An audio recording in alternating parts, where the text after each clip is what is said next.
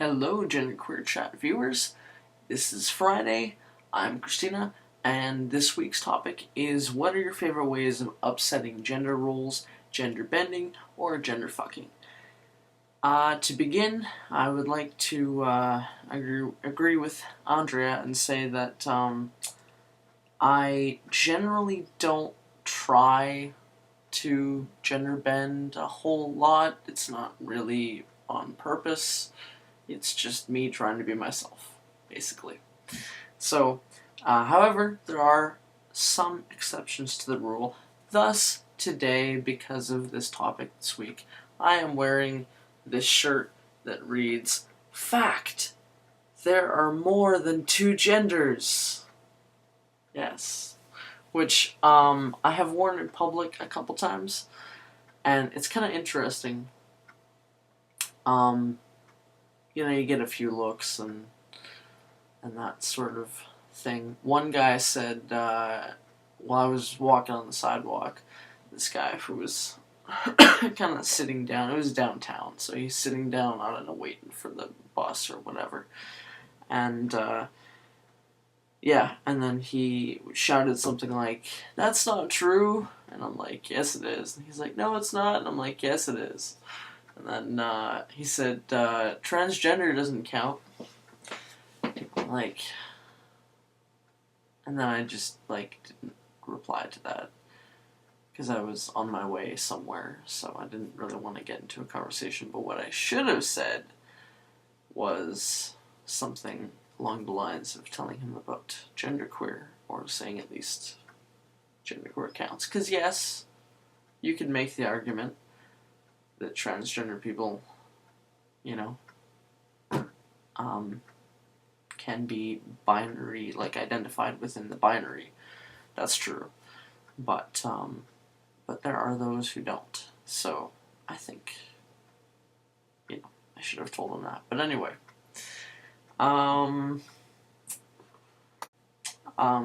terms of my clothing, it's pretty simple: t-shirts, jeans, just whatever I'm comfortable with. I have kind of gotten interested in fashion in the last few years, not necessarily what's current or anything, but kind of making it fit me a little bit better, and trying to look a little bit better. So, as I've stated in previous videos, I pretty much always go for men's clothing, men's attire, the vast majority of the time. So, t-shirts, jeans, as I said, trying to get, I don't know, it's fairly simple. Sneakers. It's interesting, I had this, I'll just briefly mention this one time when I went to Sport Check and I was looking to buy men's shoes, because I always buy men's shoes, and I don't know, for some reason I just feel better about wearing men's clothing. It just fits me, mentally, emotionally better. Fits my identity better.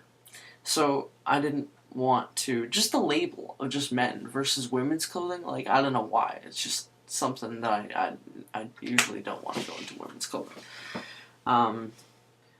So, yeah, this one time, this guy was trying to tell me about, and I never really found, I was trying to search on the internet afterwards and try to find actual evidence for this, but I didn't. He basically told me that supposedly, because of the way the female body is shaped, the wider hips and so on and so forth, that I should wear ladies' shoes because it actually helps support the female foot better than a men's shoe. And I didn't know what to say to that. So I was just listening to him, just trying to, because maybe he's right, I don't know. So I was trying to listen to him, but because otherwise, there's all these potential problems, bunions and things that could be somewhat serious, not super serious, but yeah, but because I have an interestingly shaped foot. That's kind of off topic, but it's like longer than usual, but thinner than usual. So no, it doesn't necessarily. I don't necessarily fit 100% into men's shoes. But anyway, I'm kind of rambling. So, I still wear men's shoes, and I don't really care at the moment because I'm not doing any heavy hiking or anything that would. I have had no problem with my shoes. If I was really doing serious hiking or something like that, it might be a different story. Maybe, I don't know, but I'd have to try it out and find out. You know what's interesting? I don't know. Sometimes you think like, oh man, I'm totally rambling tonight. Sometimes you think like, you know, is this just coincidence?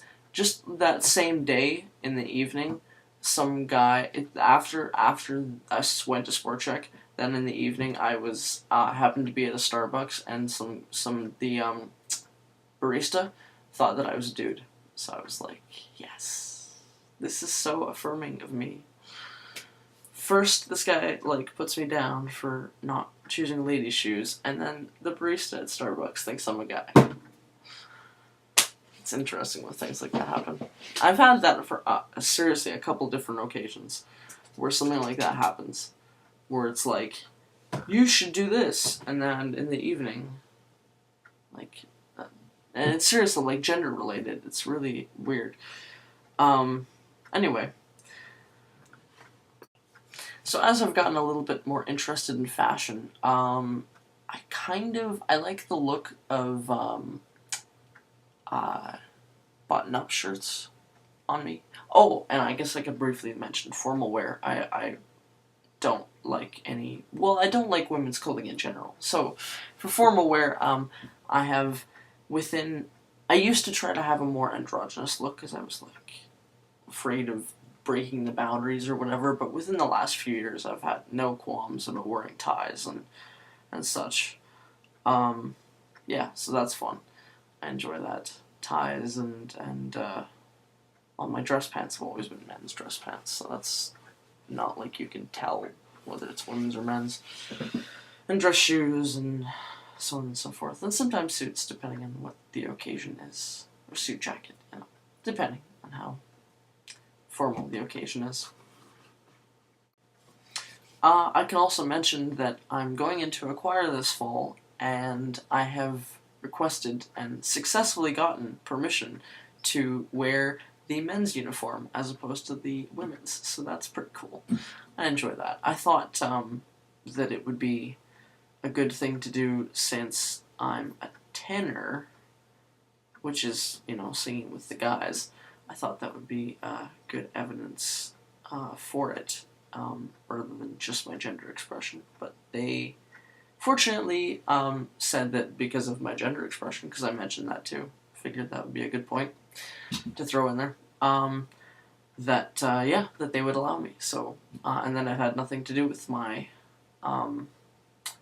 section in the choir, which I thought was interesting. But in any case, I got it, so I'm pretty happy about that. It'll be a good year. So I guess in summary of all this, as other people have said, it seems like looks is the number one way to gender bend on a day-to-day basis. You could also, I guess I could talk about other areas that I sort of gender bend, but it's not really on purpose, like how I'm really good at math, and that's not, and science, and that's not necessarily, you know, feminine subjects, whatever. So, as opposed to English, I'm okay. But, in any case. I don't know. I think generally I like to gender bend, and really, let's be honest, break the rules in general by just being myself. That's pretty much all I can do. I can also mention that I never wear makeup. Ever. Ever, ever, ever.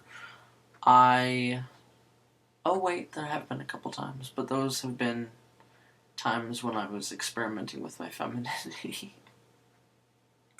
That's an interesting phrase, isn't it? Isn't that funny? I'm female and I'm female-bodied and experimenting with femininity. I don't know, I just think it's funny. Let's see. Yeah, it's way too late in the night. I'm rambling, clearly.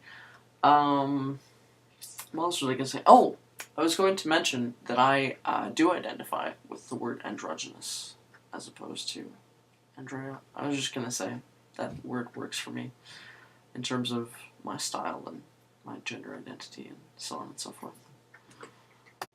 I guess I also have this way about me of having kind of more masculine mannerisms, usually. Sometimes. Yeah. And I'm also proud of my low voice, which you could say is gender bending. Although, again, it's not on purpose, but it's there. So since I can't seem to think of anything else really worthwhile to say, I bid you all adieu until next week. Basically, I just try to be myself. That's pretty much it. And myself happens to be androgynous and gender bendy and what have you. So, anyway, see you guys next week. Bye.